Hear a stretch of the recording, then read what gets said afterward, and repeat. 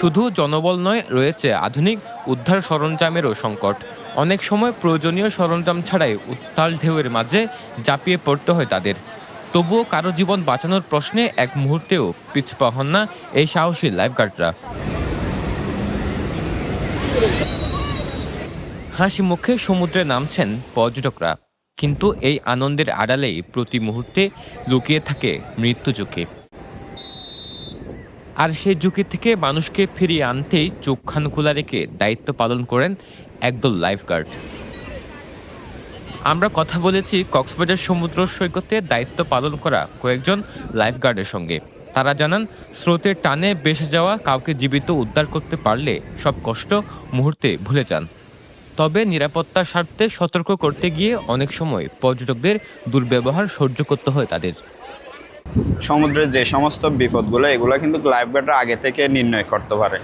তো আমরা যে সমস্ত হ্যাজার্ডগুলা যেগুলাতে পর্যটকরা বিপদে পড়বে, তখন সেখানে আমরা যখন আগে থেকে পদক্ষেপ নিই, পর্যটকদেরকে অনুরোধ করি, পর্যটকরা তখন আমাদেরকে হার্ট করে, কী হয়েছে, আমরা মরলে আমরা মরবো, আপনি কেন গিয়ে করতেছেন, অথবা শুনবো না, উঠবো না।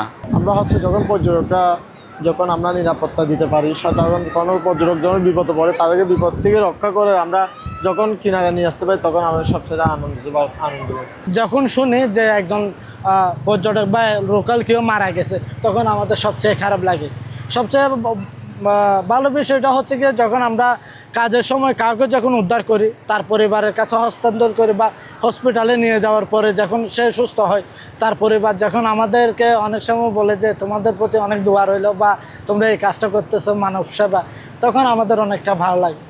গরম, শীত, বর্ষা বলতে কোনো কথা নেই, আমরা আসলে মূলত পর্যটকদের সেবায় কাজ করি। বিচে আমরা যখন কোনো পর্যটককে পানি থেকে বা কোনো বিপদগ্রস্ত ব্যক্তিকে আমরা যখন উদ্ধার করতে পারি, সেবা দিতে পারি, আমাদের নিজেদের আসলে অনেক ভালো লাগে।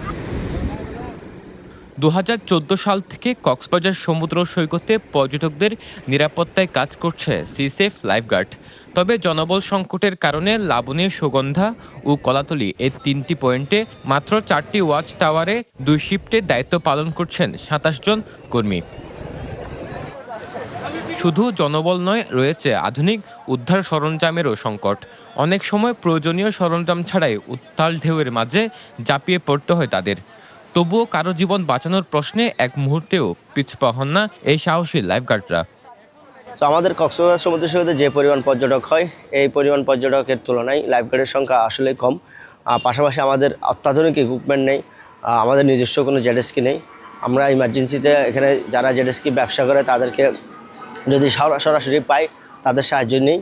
তাও অনেক সময় তারা যেহেতু কমার্শিয়াল বিভিন্ন ট্যুরিস্ট নিয়ে দূরে দূরে চলে যায়, হয়তো তাৎক্ষণিক অনেক সময় মিস হয়, তবে বেশিরভাগ সময় আমরা ওদেরকে ব্যবহার করি। তারপরেও আমাদের নিজস্ব কোনো স্পিডবোট নেই। গত 12 বছরে কলাতলী থেকে লাবণী পয়েন্ট পর্যন্ত প্রায় 5 কিলোমিটার সৈকত এলাকায় স্রোতের টানে ভেসে যাওয়া অন্তত 807 জন পর্যটককে জীবিত উদ্ধার করেছে 27 জন লাইফগার্ড। একই সময়ে গুপ্তকাল ও সাগরের স্রোত থেকে নিহত 65 জনের মরদেহ উদ্ধার করতে হয়েছে তাদের। সমুদ্রে নামার আগে অবশ্যই লাইফগার্ডের নির্দেশনা মেনে চলুন। লাল পতাকা উড়লে পানিতে নামবেন না, ঝুঁকিপূর্ণ এলাকায় গোসল থেকে বিরত থাকুন এবং শিশুদের কখনোই একা পানিতে নামতে দেবেন না।